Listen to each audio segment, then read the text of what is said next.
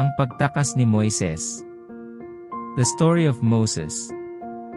Episode 2. Bible Story Series 22. Exodus chapter 2 verses 11 to 22. Mula sa Magandang Balita Biblia. Tumakas si Moises. Nang binata na si Moises, dinalaw niya ang kanyang mga kababayan, at nakita niya ang hirap na tinitiis ng mga ito dahil sa mabibigat na gawain. Nakita pa niyang sinasaktan ng isang Ehipsyo ang isang Hebreo. Tumitingin-tingin siya sa paligid. Nang wala siyang makitang tao, pinatay niya ang Ehipsyo, at tinabunan ito ng buhangin.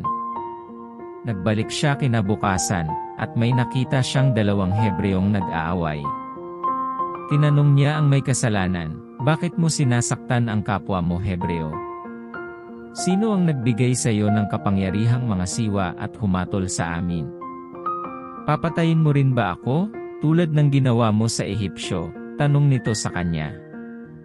Natakot si Moises nang marinig niya ito, at noon niya nabatid na may nakakita pala sa ginawa niya sa Ehipsyo. Nakarating ang balita kay Faraon kaya ibig niyang ipapatay si Moises, ngunit ito ay nakatakas at nakarating sa Midian. Pagdating sa Midian, naupo siya sa tabi ng isang balon. Dumating naman ang 7 anak na babae ng pari roon upang sumalok ng tubig at painumin ang kawan ng kanilang ama. Ngunit may dumating na mga pastol at itinaboy sila. Nakita ni Moises ang pangyayari kaya sinaklolohan niya ang mga babae at tinulungang magpainom sa kawan. Maagang nakauwi ang mga babae, kaya tinanong sila ng kanilang amang si Reuel, "Bakit maaga kayo ngayon?" "Mangyari po, ipinagtanggol kami ng isang Ehipsyo laban sa mga pastol. Isinalok niya kami ng tubig at pagkatapos pinainom pa niya ang kawan," sagot nila. "Nasaan siya? Bakit di niyo isinama rito, at nang makasalo natin sa pagkain?" tanong ng ama. At ipinatawag nga si Moises.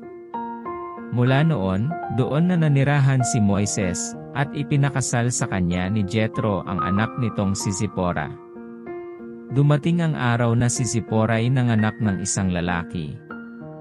Sabi ni Moises, "Ako'y dayuhan sa lupang ito, kaya tatawagin kong Gersom ang batang ito." Kung nakarating ka sa bahaging ito ng video kapatid, 100-fold of blessings to you sa panunood at pakikinig ng salita ng Diyos. 3 importanteng tanong. 1. Bakit pinatay ni Moises ang isang Ehipsyo? 2. Saan nakarating si Moises sa kanyang pagtakas? 3. Sino ang napangasawa ni Moises, at sino ang naging biyena nito? Comment your answer down below. Paki-comment na din kung hanggang saan nakarating ang video na ito.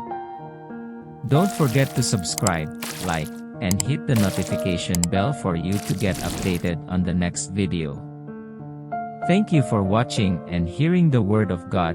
Stay blessed, and stay connected in the presence of the Lord.